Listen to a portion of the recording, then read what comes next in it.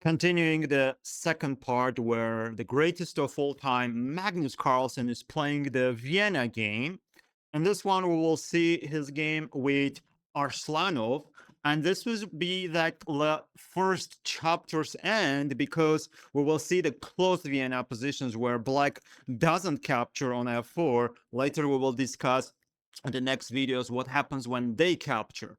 Magnus started the game with knight c3, d6, e4. Actually, no, not even e4. f4 was played, and then at e5 and then e4. We have the Vienna one more time. And this is a good Vienna for white because the pawn is already on d6 again. The annoying d5 will not happen. Remember from the videos, if you don't remember, just go and check it. Or you didn't see it, again, go and check. So after e5, e4, e5, knight c3, knight f6, f4, the most annoying and the most active move for black is d5. So now we get the position that we wanted. The Vienna is that. Knight f6, knight f3, again attacking the center. And in the previous game, black played knight c6 with the idea to go for bishop to g4. And we go with move bishop to b5 to prevent this annoying knight leaping to d4 square outpost. That's why white's position is still a bit better, and eventually Magnus won a wonderful game. In this game, black played the move pawn c6. Honestly, I think that f takes, d takes, and then knight captures c5 could give a very good game to white. But I can understand that it's hard to play like this, when you don't want to get like a sharp position, especially if it's with fast time control. And like bishop c5, you need to retreat. And for example, if you didn't analyze the variation completely like beforehand, it's again my suggestion, then it's going to be hard because you don't know the evaluation. Is it like plus 0.9 or maybe like only plus 0.1 with a very good counterplay from black side? But it seems that the position is better for white. It's important to play knight f4 back in order to try to play the move d4, or like say e5 and then knight d5, then d4, or takes, and then after this d4. If black goes with bishop g4, we can try h3, captures, and again do very fast development. Probably we're going to do queenside castle, but in some positions d3, bishop e3, bishop e2, short castle is a possibility too. But Magnus plays bishop c4. We know he understands the static pawn structure position so well. He's phenomenal in the positions where the pawn structure will not change much. He clearly knows what he wants to do, what his plan is going to be. Bishop on c4 is very powerful. Remember the Italian, remember 4 knights, remember the fried liver attack. White wants to attack the weakest spot in black's pawn structure, the f7 square. Black needs to be very careful about that. Some bad move like knight d7, knight g5, black can be in a big, massive trouble. It's impossible to defend the pawn on f7. Some players are a bit scared of this move, seeing that, oh, c6 is already played, there is b5, a5. First of all, we can capture on e5, but let's say we don't have that opportunity, or we have the position where it's already defended, and then he started to push the pawns. You can always meet the no arc with the move a3 and then bishop a2. This is a bit passive way, but if you want to stop it completely, just push a4, b4. You will get some weakness on your end, but black will have a weak square on his end as well. And if your opponent plays immediate a5, whenever you see this move, you're like, oh, he can try to trap my bishop. Let me push the a pawn to a3 or a4, and I'm completely safe.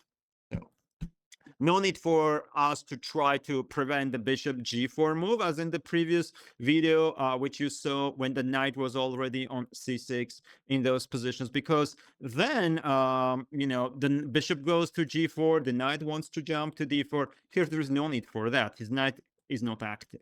So bishop d6.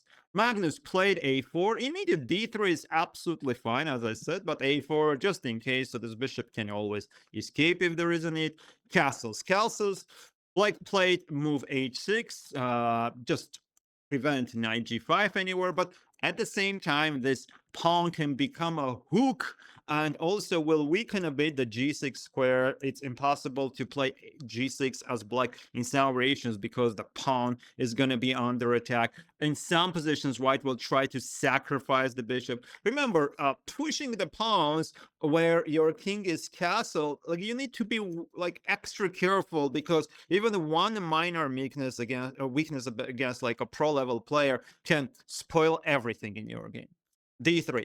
Why we're not playing D4? Because after this we will get an isolated pawn. In some positions still, this is going to be good because we will push, but I think D3 is very, very stable, and we got a good pawn chain. As in the previous game, we have the open F file, so Magnus is trying to do everything to start an attack.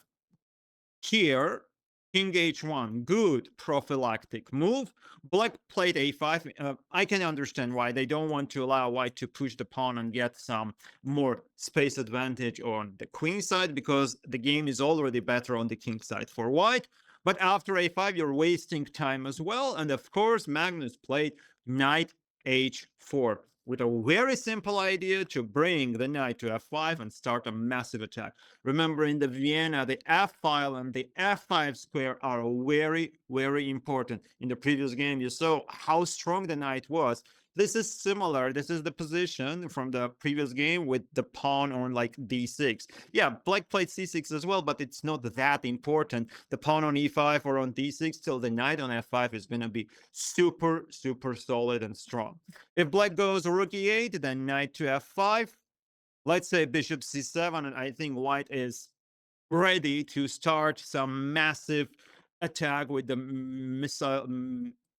missiles, and then h takes, knight h6 check, then knight f7, or quite simple queen d2 with the aim to bring the queen as close as possible to the king, and after knight g4 just h3 or rook f3, rook g3. Queen e1 can work in some positions. Simple idea is check and checkmate. Queen if there, then maybe this. Again, I'm just tossing the ideas to show you what are our capabilities in this position. What can we do? Very important tactical moment is that after knight captures e4, white takes with the knight, and this knight is hanging, but we will get the bishop as well. So black's tactical knight captures e4, that tactical trick will not work. Knight went to c5. Magnus decided to play queen f3, a great move to pressure more the f6 knight, the f7 pawn. The queen can get to g3, work with the knight on f5, attack the g7 square. For example, black plays a move like bishop to d7, bishop captures h6, a very standard idea to use the f file and the weakness of the knight. Captures queen f6, rook f6, next rook f1, this pawn is hanging, so after bishop e7 there is always like a capture, and then rook h5, white has two extra pawns, completely winning position. If black plays knight e6 to bring a defender closer, now knight f5, attacking the bishop. Here, bishop takes h6, captures, and then queen g3 check, or knight takes h6, takes queen f6. At least we won a pawn. We have numerous examples. How can we try to use the weakness of black's position? It's very, very tough. Black's player was an international master, but you can see it's move 12. It's already super tough for black to understand what to do. Black played the move knight g4 out of desperation to attack the knight. Maybe after knight f5 they prepare takes, and then queen h4, creating some counterplay. But Magnus did another very important move, amazing move here, knight g6. Now truly using the power of the bishop. Remember, I said that there are positions that the bishop on c4 is not needed, but this is not that one. The pawn on f7 is a true weakness, and the knight on g6 will attack the rook. Rook goes here, then bishop f7 or queen f7. It's either like a checkmate, or at least we will win a lot of material. Black didn't know what to do. They just played bishop e6. Of course, if we can't find a checkmate, let's try to grab as much material as possible. Bishop takes, f takes, knight f8. After queen takes f8, Queen e2 is a possibility too, forcing knight back and then play the position with the queens. But queen f8, bishop f8, h3, knight f6, and then bishop takes h6, captures. It's an easy win for white. And one more time, Magnus is maybe the greatest of all time playing the endgames as well. He's so good in endgame positions. So especially with like extra material. Black played the move queen h4, which is a big mistake, but the game was already lost.